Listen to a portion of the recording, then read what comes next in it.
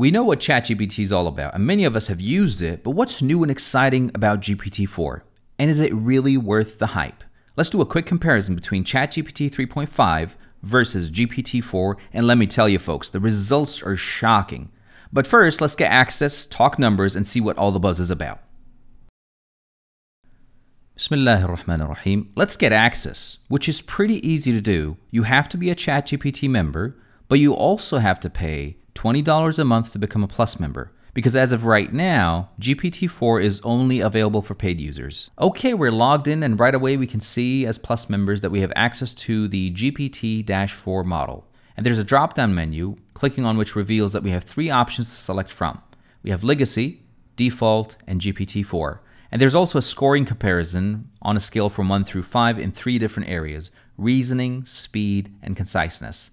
So the legacy model shows that reasoning is at 3, speed at 2, conciseness at 1. The default model has improvement in speed and conciseness, with speed maxed out, but the reasoning remains the same. And finally, the latest and the greatest GPT-4, reasoning is maxed out, which is great. Conciseness has also improved, but the speed actually has decreased. But that does make sense because the computational power required overall increases, so naturally the speed will decrease a bit. Let's talk GPT stats and facts. It can solve difficult problems with greater accuracy now. And as we saw, the conciseness and reasoning scores are way higher than before or the previous versions, so that's to be expected. Creativity is through the roof, so it can now actually work with users on editing, generating, and iterating through different kinds of ideas. It's also multimodal, which means that it can not only ingest and accept text as input, but it also can accept input in the form of audio, video, and images. GPT-4 allows for a larger word limit as well, so from the previous 3,000, it now allows up to 25,000 words, which is approximately 50 to 60 pages of document. Not only that, but you can stitch through documents and compare and contrast and derive reason from different kinds of documents as well. Okay, now for the exciting part. Let's test GPT 3.5 and compare it to GPT-4 and see which one does better. We're going to use an example from the developer's live stream and see the results. So the task is take an article, summarize it into one sentence where every word starts with an E. So let's go for a 3.5 and see what it does. Summarize the following article into one sentence where every word begins with E.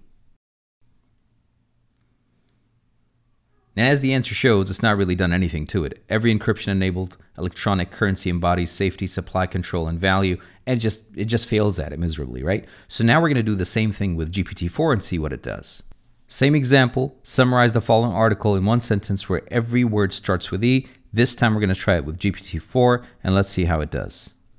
And it did it within seconds. And everything is with E. It starts with E. Evolving electronic economies encompass encrypted exchangeable e-coins, enabling exceptional experiences.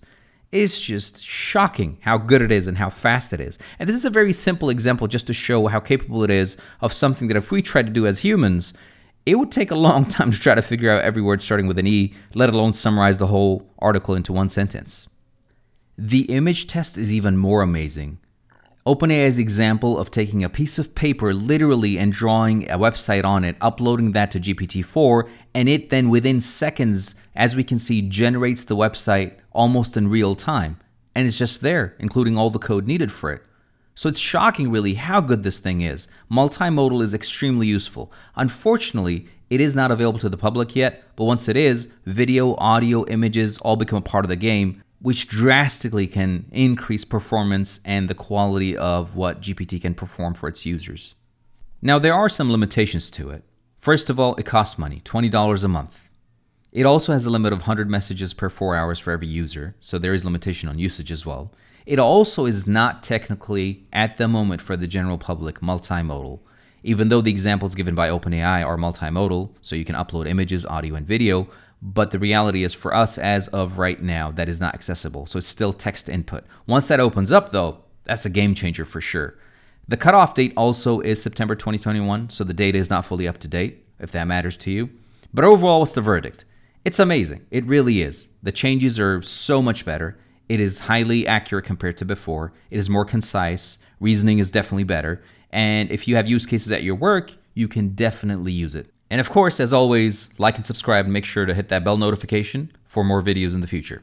Have a great day.